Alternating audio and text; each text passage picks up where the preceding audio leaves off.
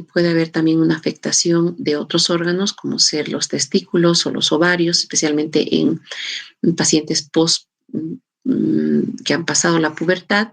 Puede también cursar con meningitis, encefalitis y pancreatitis.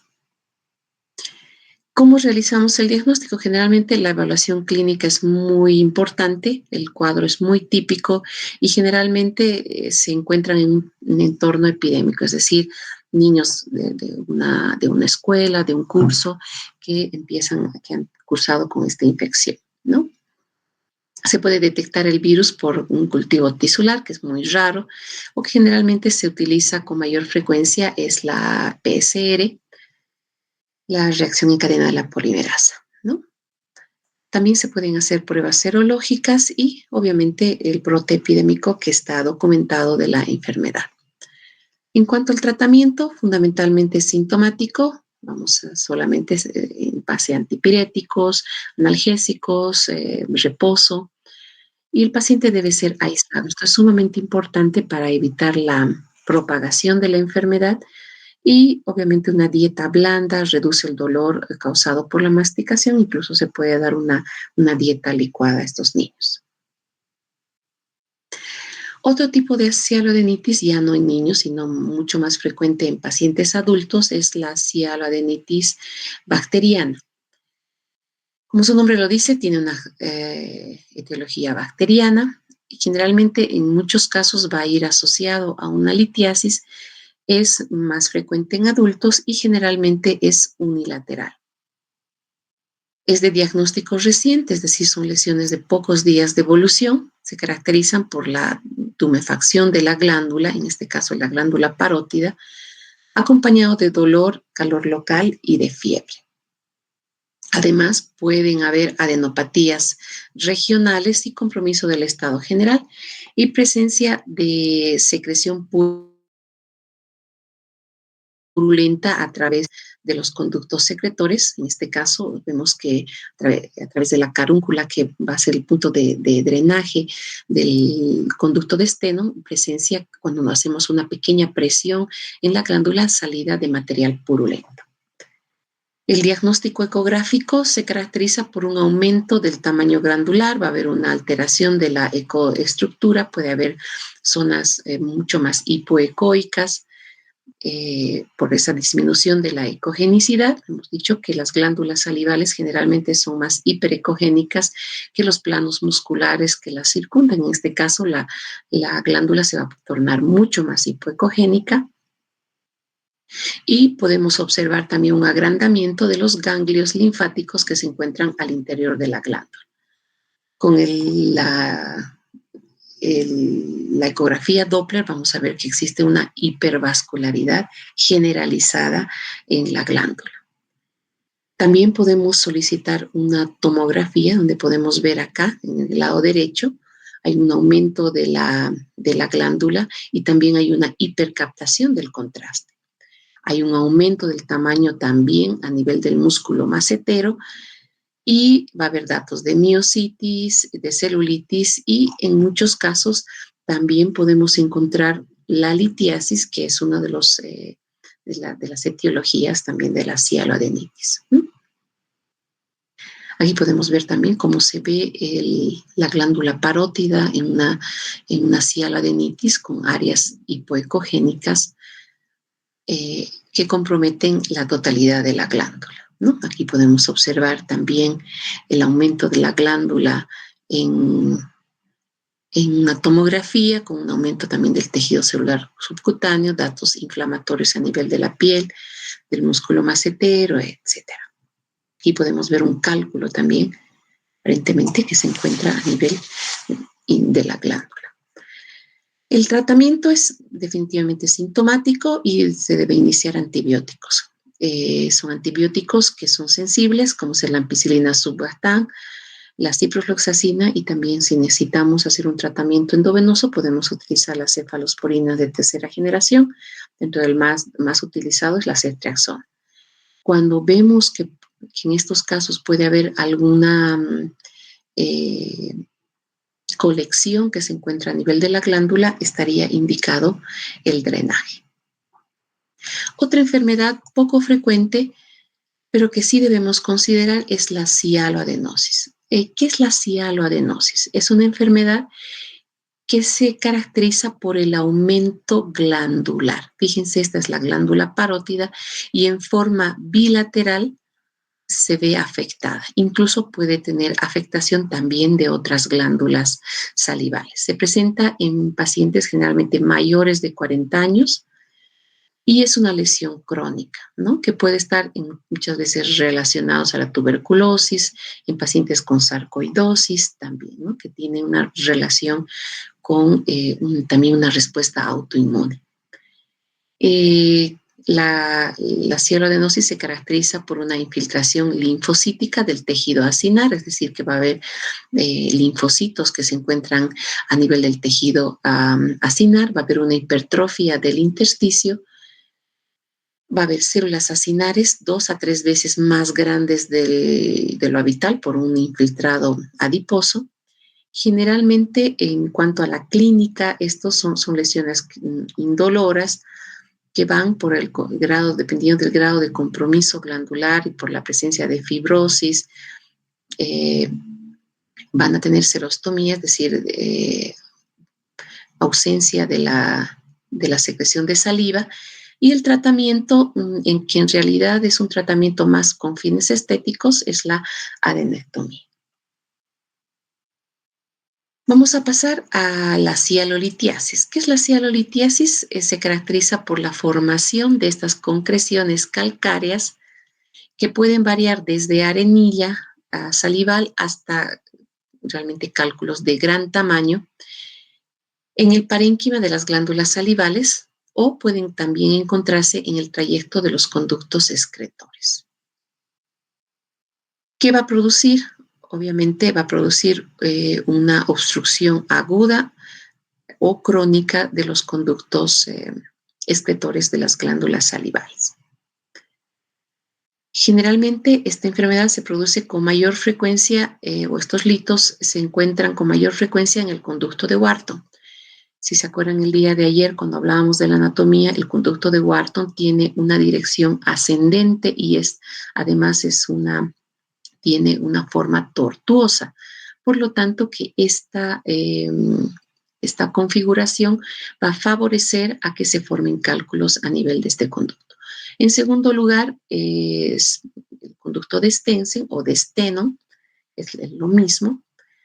Y vamos a ver que la obstrucción es en el 90% litiásica, pero también tenemos que tomar en cuenta que en un 10% puede deberse, como hablábamos anteriormente, por procesos inflamatorios del mismo conducto, una cialodicitis, o presencia de tumores o también por presencia de traumatismos. Acá podemos ver que el 83 al 92% de la cialolitiasis se encuentran en la glándula submaxilar. Y creo que esta diapositiva también les mostré el día de ayer. Podemos ver aquí la glándula submaxilar y su conducto excretor, y en el interior podemos ver, en este caso, varios cálculos. No se sabe exactamente cuál es la causa exacta, pero las características que les hablé, que es tortuoso, ascendente, también se dice que es que tiene mayor contenido mucoso la saliva de la glándula submaxilar, porque sabemos que son glándulas de secreción mixta, no así la glándula parótida, que tiene una secreción fundamentalmente serosa, y también que la secreción tiene rica en sales y también está relacionada a las deficiencias de vitamina A y C. Su incidencia está entre los 40 y los 70 años aproximadamente, y la relación de hombre-mujer es de 2 a 1. En la clínica, ¿qué podemos encontrar? Generalmente se caracteriza por dolor que es temporal, es decir, a esto se llama cólico salival, es un dolor intenso a nivel de la glándula que se autolimita después de unas horas, es decir, que pasa y después de unos días, horas, vuelve a presentar este cólico salival. Vamos a ver, por ejemplo, como la causa más frecuente, o sea, la frecuencia mayor de la aparición de estos cálculos es a nivel de la glándula submaxilar. vamos a ver que puede ir acompañado de un volumen rápido en el suelo de la boca o en la mejilla. Y obviamente puede estar acompañado por una sobreinfección de la glándula produciendo una cialoadenitis. ¿Qué puede pasar? Muchas veces esta obstrucción es crónica y va a producir una cialoadenitis crónica litiásica, con lo que va a haber un proceso de fibrosis a nivel de la glándula y por lo tanto va a haber una exclusión glandular, es decir, que va a dejar de funcionar esta glándula, ¿no? También puede ir hacia una cialoadenitis aguda supurativa cuando hay un proceso infeccioso agudo con la secreción de material purulento a través del conducto. El examen físico se debe hacer una palpación bimanual a nivel del piso de la boca y también de la región digástrica o del triángulo digástrico para poder palpar la presencia de estos litos, que generalmente se encuentran en el trayecto del conducto de la glándula submaxilar, el conducto de Wharton. ¿Cómo vamos a diagnosticarlo? A veces es simplemente con una radiografía panorámica, podemos ver acá el lito, o también podemos hacer una ecografía que nos va a poder mostrar el lito con una sombra acústica posterior, muy parecido a lo que vemos en los cálculos biliares. Entonces, el tratamiento consiste en la extracción, es decir, vamos a hacer una incisión. Vamos a ver, en este caso es un cálculo que se encuentra a nivel del conducto de Wharton. Podemos ver acá una zona de abultamiento. Vamos a hacer una incisión a nivel del conducto excretor y vamos a retirar el cálculo. Podemos ver ahí que está saliendo una disección leve el cálculo, ¿no? Es un cálculo grande que se encuentra en el surco alveolo lingual. Esta extracción debe ser seguida de una marsupialización, es decir, se hace una sutura alrededor de la incisión y en algunos casos, cuando ya existe fibrosis o exclusión glandular, se puede hacer una adenectomía. Ahí tenemos el cálculo ya extirpado, retirado. Muy bien, vamos a pasar entonces a las enfermedades neoplásicas, es decir, a las enfermedades tumorales que se asientan en las glándulas salivales. Los tumores de las glándulas salivales son poco frecuentes y revisten un desafío diagnóstico debido a la gran variedad histológica y a la rareza de muchos de ellos. Entonces, si podemos ver acá, la incidencia de las lesiones neoplásicas de las glándulas salivales corresponden solo al 4% de los tumores que se presentan en la cabeza y el cuello. De estas lesiones neoplásicas de las glándulas maxilares, el 85% corresponden a la glándula parótida. Entonces, generalmente la mayoría de las lesiones tumorales van a originarse o se van a encontrar a nivel de la glándula parótida. ¿Ya? Y podemos ver aquí cuál es la incidencia de estas lesiones neoplásicas. Tenemos que el 85% de estas lesiones son benignas, son tumores benignos, y solo el 15% son malignos. El otro 15% van a encontrarse a nivel de la glándula submaxilar, la glándula sublingual y también a nivel de las glándulas salivales menores, es decir, que estos van a corresponder al otro 15%. Pero veamos algo interesante en cuanto a la distribución de las lesiones benignas en relación con las lesiones malignas. Si bien en la glándula parótida la mayoría era lesiones benignas, en las glándulas submaxilar y las glándulas sublinguales casi el 50% llegan a ser benignos y el 50% malignos.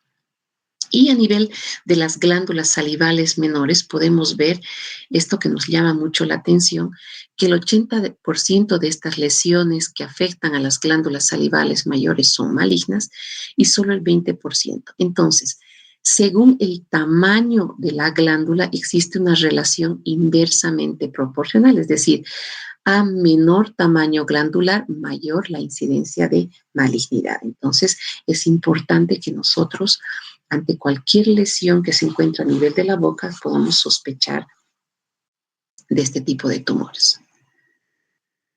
Y no debemos olvidarnos que también existen ganglios a nivel de la glándula parótida. Entonces, a veces las tumoraciones que se encuentran dentro de la glándula son lesiones metastásicas de otras regiones que van a ir a drenar o tener un drenaje linfático que va hacia los ganglios linfáticos que están dentro de las glándulas salivales. Entonces, en cuanto a la incidencia, bueno, estas lesiones se presentan en mayores de 60 años. ¿Sí? Son generalmente lesiones de personas ya con cierta edad avanzada. También, como les comenté, pueden ser metástasis de tumores del cuero cabelludo y otras regiones. En cuanto a la etiología, existen diferentes factores de riesgo y también se ha relacionado a infecciones por el Epstein-Barr, el consumo de tabaco, irradiación de la cabeza y el cuello, en personas que trabajan con la madera por la aspiración de la serrín y diferentes tipos de mutaciones que sí se transmiten genéticamente y se transmiten de padres a hijos, ¿no? Familiarmente. Entonces, los tumores de la glándula de las glándulas salivales que vamos a ver a continuación son dentro de los tumores benignos, cuáles son los más frecuentes. Entonces, vamos a ver el adenoma preomorfo y el cistoadenolinfoma o tumor de Ward.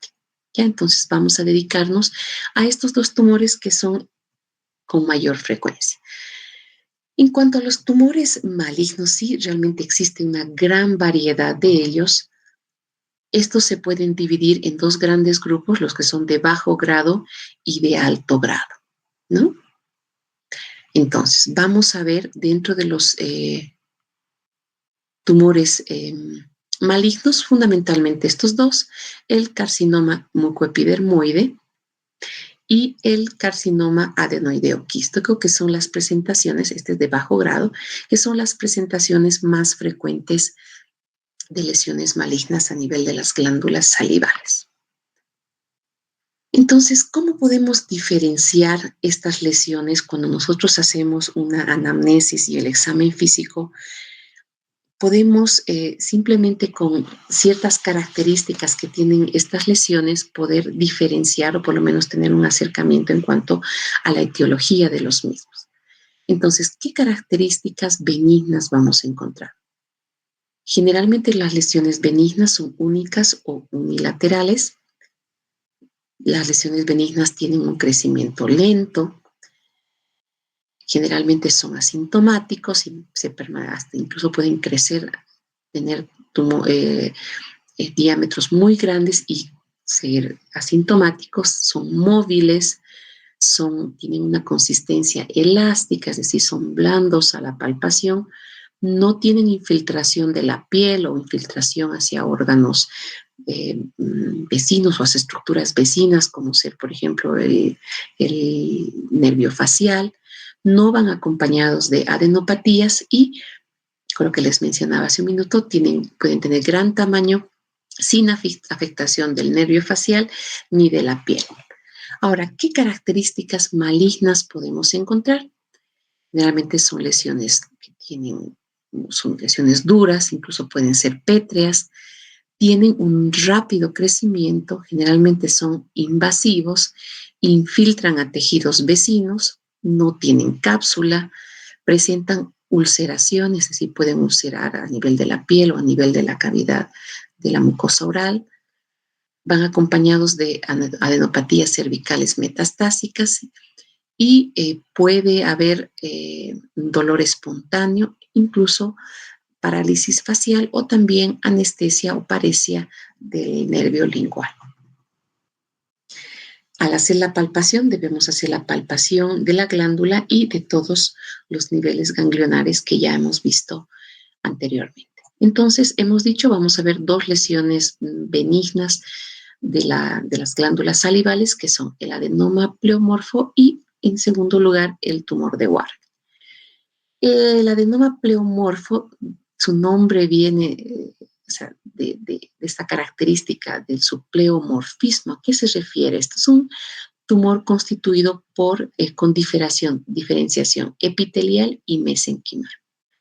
Por eso se llama que es un tumor mixto, no solamente tiene origen epitelial, sino que va a tener un origen de ambos epitelios, ¿no? Del epitelio y también del mesenquio.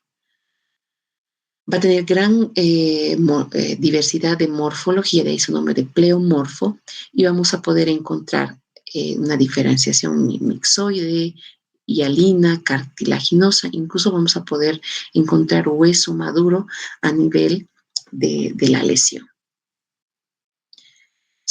Corresponden al 80% de los tumores de las glándulas salivales en general y afecta con mayor frecuencia a la cola del lóbulo superficial de la parótida.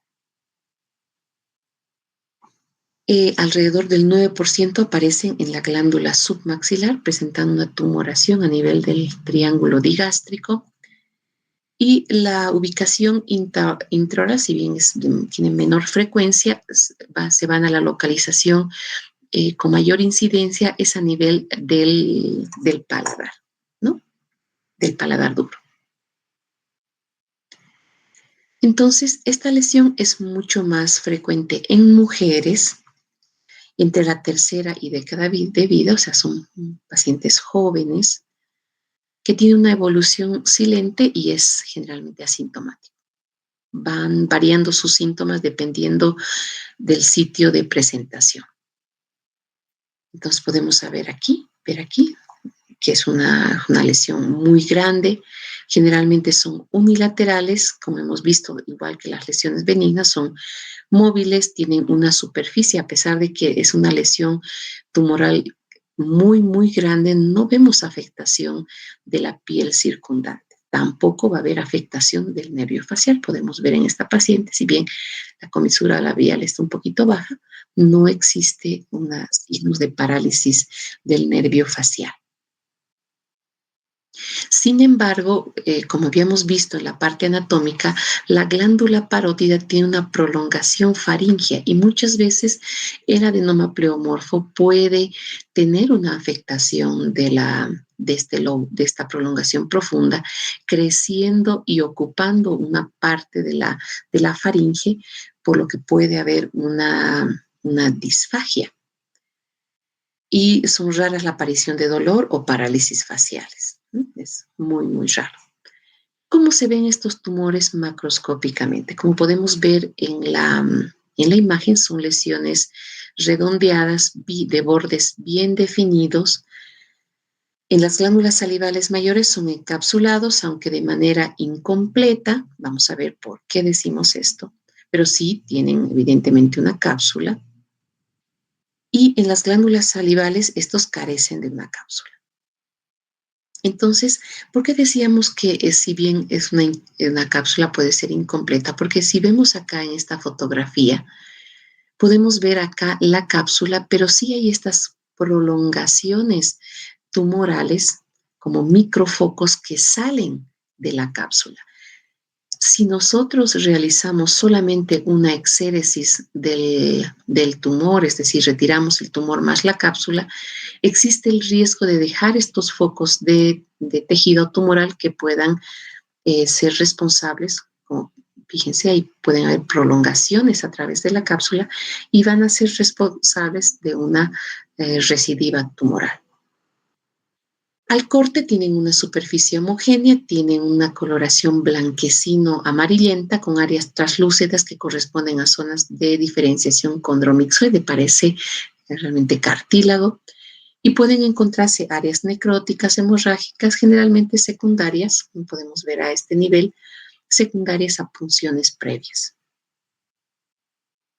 Microscópicamente, bueno, vamos a ver una diversidad morfológica, como he dicho, vamos a ver células epiteliales, es bastante compleja su estructura y la característica es del pleomorfismo, ¿no? Es la presencia de células epiteliales, también presencia de células mioepiteliales que se encuentran alrededor y dentro de un estroma mesenquimatoso que puede ir desde, como decía, desde cartílago, incluso hasta tejido óseo. La punción por aguja fina sí nos permite hacer un diagnóstico en el 80% de los casos y vamos a obtener Abundantes células epiteliales que se entremezclan con cúmulos laxos de células mesenquimales de una sustancia con un fondo fibrilar mucomixamatosa. Entonces acá podemos observar esas características del adenoma pleomorfo que nos van a ayudar en el diagnóstico en el 80% de los casos. Ahora, ¿qué pasa cuando existe una recidiva de estas lesiones? Si bien la malignización de estas lesiones es rarísima, cada que presentamos una recidiva existe un 10% de riesgo de malignización. Y vamos a encontrar que la lesión maligna se denomina carcinoma hexadenoma pleomorfo. El tratamiento quirúrgico consiste en una parotidectomía superficial debido a que estas lesiones con mayor frecuencia se encuentran a nivel del lóbulo superficial, a nivel de la cola de la parótida. Podemos hacer una resección del lóbulo superficial con preservación del nervio facial. Si esta lesión va a afectar a la glándula submaxilar, vamos a tener que hacer una cialoadenectomía, es decir, una exéresis de toda la glándula. Y en el caso de tratarse de una glándula menor, debemos hacer una excisión local amplia de la glándula salival menor o de la lesión. ¿Sí? Tenemos que tomar en cuenta que los bordes tienen que ser lo más alejados posibles por esta característica o por estos focos que pueden estar a distancia, y más aún en las glándulas menores que carecen de una cápsula. En la siguiente clase vamos a ver diferentes casos clínicos y vamos a ver también la técnica quirúrgica de todos estos procedimientos. Entonces, el día de mañana vamos a completar con eso. El adenoma pleomorfo, por ejemplo, podemos ver una recidiva multifocal, es decir, a diversos niveles ha habido una recidiva del adenoma pleomorfo. El cistoadenoma o tumor de Warthin se caracteriza por ser un tumor multicéntrico, es decir, que se encuentra a diferentes partes de la glándula. Está relacionada con el hábito tabaco, fumadores, y es más frecuente en mujeres entre la sexta y la séptima década de vida. Es generalmente unilateral, pero puede haber una incidencia del 12% de bilateralidad, y también, al igual que el adenoma pleomorfo, también su mayor frecuencia se encuentra a nivel de la cola de la parótida. Corresponden al 5 y al 7% de los tumores de la glándula parótida. Entonces es mucho menor que el adenoma pleomorfo, ¿no? Se caracteriza por un aumento de volumen de la glándula, afecta al lóbulo superficial, y una vez que se ha hecho una exéresis podemos ver que es generalmente un tejido blando, que es fluctuante, puede tener áreas quísticas, es muy delimitado y encapsulado. El tratamiento es una parotidectomía superficial, o también en este tipo de tumores también está indicado una enucleación cuando existe algún riesgo de hacer una parotidectomía superficial por la edad del paciente, etc. Tenemos un 2 a un 6% de recurrencia. Es muy raro que estas lesiones se malignicen. Bueno, para terminar pasamos a los tumores malignos de las glándulas salivales. Hemos dicho que vamos a hablar de dos, del carcinoma mucoepidermoide. Este tipo de tumor es el tumor maligno más frecuente de las glándulas salivales, y el 93% se encuentran a nivel de la glándula parótida. Es una lesión que puede presentarse tanto en personas jóvenes como mayores y más o menos tiene una incidencia entre la segunda a la séptima década de vida. ¿Cuáles son sus características clínicas? Generalmente tienen ulceración. Por ejemplo, en este caso es un tumor, un carcinoma mucoepidermoide que está afectando el paladar, que a diferencia del adenoma pleomorfo, por ejemplo, en este caso existe una ulceración. Tienen consistencia firme, podemos ver en este caso un paciente con una lesión que es bastante firme, una lesión casi pétrea. Tienen un color azulado cuando están fundamentalmente en la cavidad oral y comprometen las glándulas salivales menores.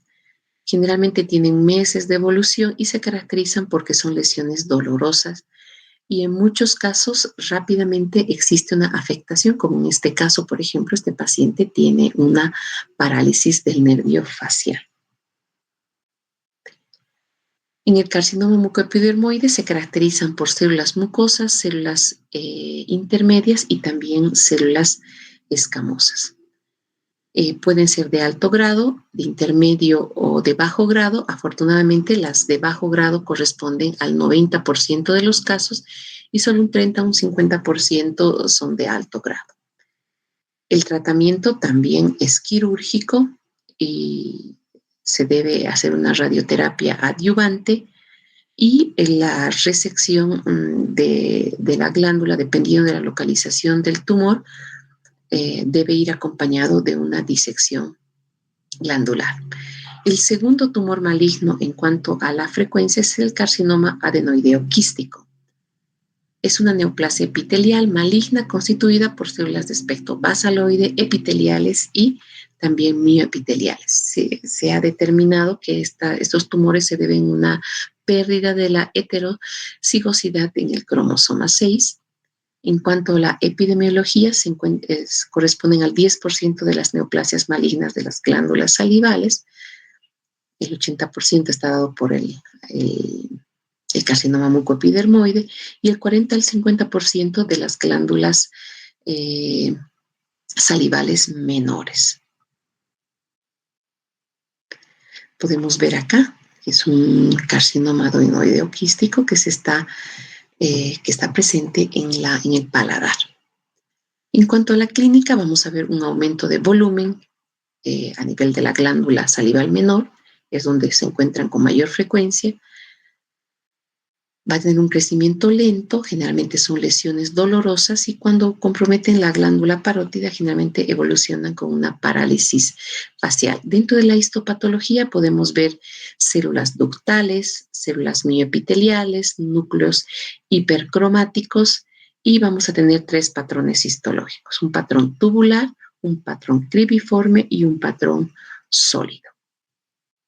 Ecográficamente vamos a ver una lesión glandular que puede estar en el lóbulo superficial o profundo y pueden tener diferentes características. En este caso, por ejemplo, se trata de una lesión sólida, también puede ser quística o mixta y se caracterizan por presentar adenomegalias regionales. En la tomografía vamos a poder dimensionar los tumores tanto del lóbulo faringeo, del lóbulo profundo, o si se encuentran infiltrando el espacio parafaringeo. También vamos a poder hacer un diagnóstico con una punción por aguja fina.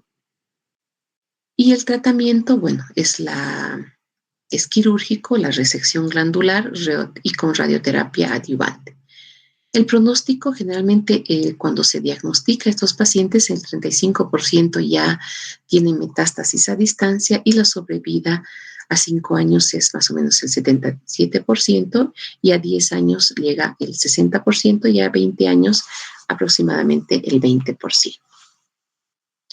Bueno, con esto vamos a concluir la patología quirúrgica de las glándulas salivales. Entonces nos quedaría el día de mañana. Vamos a ver diferentes casos clínicos para afianzar nuestros conocimientos respecto al diagnóstico. Vamos a tratar de hacerlo más desde el punto de vista más práctico y vamos a ver los pasos más importantes de las técnicas quirúrgicas en cuanto a la resección de la glándula parótida, de su lóbulo superficial profundo y también de la resección de la glándula submaxilar y la glándula sublingual. Si existe alguna pregunta.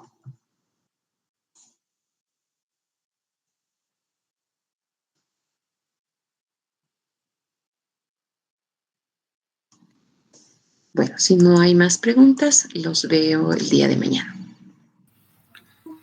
Gracias, doctora. Hasta mañana. Hasta luego, doctora. Hasta mañana.